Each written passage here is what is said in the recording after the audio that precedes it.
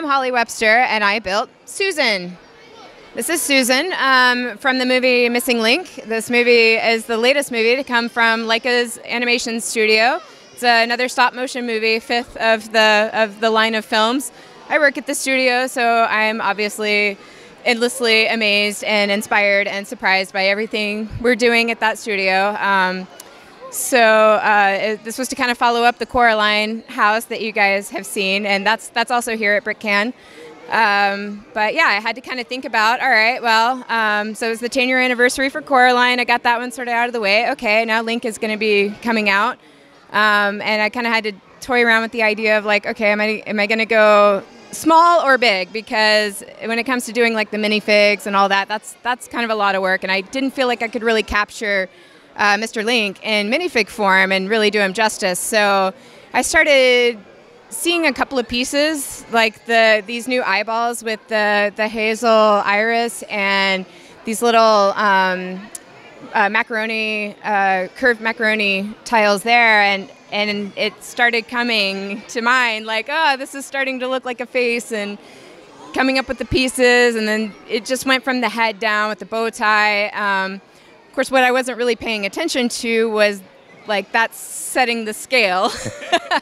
So it got out of hand pretty quickly as far as it becoming a rather large build. But I mean, he's a Bigfoot, right? He's a Sasquatch. In the movie, he's like, I think supposed to be about 8 feet tall and 640 pounds. So I was like, that's appropriate. Like, let's go big. Let's do it. So yeah, I just kind of kept rolling with it and learned a lot of things. I'm fairly new to mocking, so it was a perfect project for learning a lot of different snot techniques and technic infrastructure and all of that. Yeah, greebling all over the place for the fur.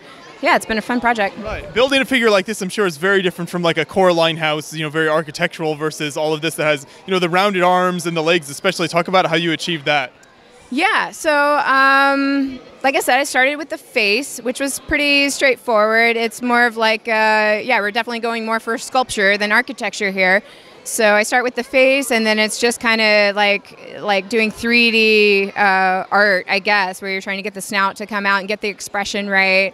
And then just kind of did it panel by panel, like designing it so that panels are just kind of all coming together from different angles. And then figuring out the arms and legs, I figured, well, the arms and legs are pretty tubular. So once I get a really good solid like tube structure, then I can kind of replicate that and just figure out the joints. So I have some clips to handles all kind of coming together in a circle, and then some Technic plates with pens going into Technic bricks, and then lift arms going through the center of that into the ball joints, and then connecting all those together, and then just filling in the gaps with like hinges and things. Yeah, and I think it was really going from Technic to system that was the biggest challenge, which I haven't done a lot of. So I really had to go in and like figure out LDUs, the units, and how many plates between like the holes from a Technic lift arm to a Technic brick, or like trying to get it all to line up. Yeah, so quite different than working in architecture for sure. Yeah, that's great though that you push yourself. I'm sure the sense of accomplishment is much bigger with a build like this as well, though. Yeah, I mean, it's a different objective. I think with the Coraline house, it was more about, I had to think about the playability of it and getting it all to kind of open up like a dollhouse and inviting people to play with it. And this was like a very much like, okay, we're going to set this up and I don't want anybody to touch it or breathe on it or look at it the wrong way, or it might like fall to pieces.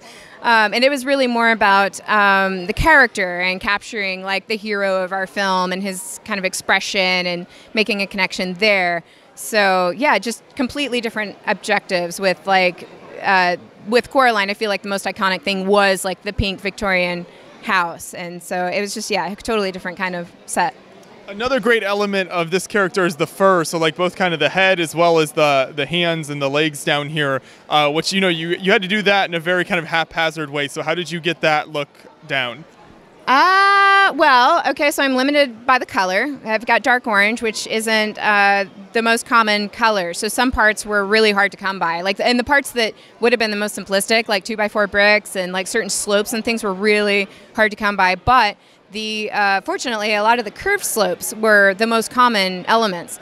So I just tried to work with what I had, really, or what I could easily acquire, and just just left sort of like different levels, like a 1 plate to 2 plate to 3 plate height, so I could just kind of so it had a curvature to it, basically, just trying to maintain an outline of curves everywhere to get it like a nice polished look. I was really going for like a studless look overall, where it was nice and sleek and felt finished. Yeah. Yeah, and it turned out really great. So, what is this kind of structurally like? I know you mentioned a few times about how it's a little bit fragile, but yeah, when you're like moving it around a show and that sort of thing, how does it break down? Oh, okay. So that's actually a pretty fun feature. So he's pretty much in several components, being that the legs and feet are attached, and then there's his belly here is one piece, and then the torso is one piece, and then the head is a piece, and then the arms, this all of course comes apart, but you can pretty much just take the whole arm off and hope that it all stays connected. So you basically start with the feet, you put those down, you put the belly on, and then I have pins in there clipping the legs to the belly and securing that, and then the torso just sort of nests inside of that, and I just have a couple of studs sort of holding that in place and like aligning it for like registration and getting that in there just right, and then I clip that together with the Technic pins. And then the head goes on, and his head does turn a little bit, so he's on a turntable there, and then I clip that in place, and then the bow tie kind of collar goes around that to kind of hide all the gears and stuff in there, and then last thing to go on is the arms, which are by far the most fragile. I've lost a couple of hands along the way of like assembling them and disassembling. Like one hand just crashed and burned, and I was like, that's okay, that was a terrible design, we're just going to redo it anyway. That needed to happen. Yeah, so, but it actually goes together pretty well. And I did a dry run at work at the studio where we have, I have a unit set up that I use for capturing reference, so controlled lighting with a camera, and I thought, okay, when I try to put this thing all together, I'm going to do it in this unit so I can at least get a couple of photos before he like crashes and burns, right? And I got him all set up, and he was like a little wobbly, right? Which I expected. I'd already gone to the rigging department and been like, okay, I do not expect this thing to stand up on his own, so be prepared if I need you. So they came to the rescue and gave me a little rig to borrow to just kind of stick up his butt, which is usually our solution for the puppets we work with that are all top heavy. They're all on rigs, so that seemed appropriate, right? I'm modeling this thing after a puppet. He has to have a stick up his butt, so it was perfect. Yeah, but it actually came together surprisingly well. Everything aligned perfectly. It was a pretty good design. Yeah, pleased with it.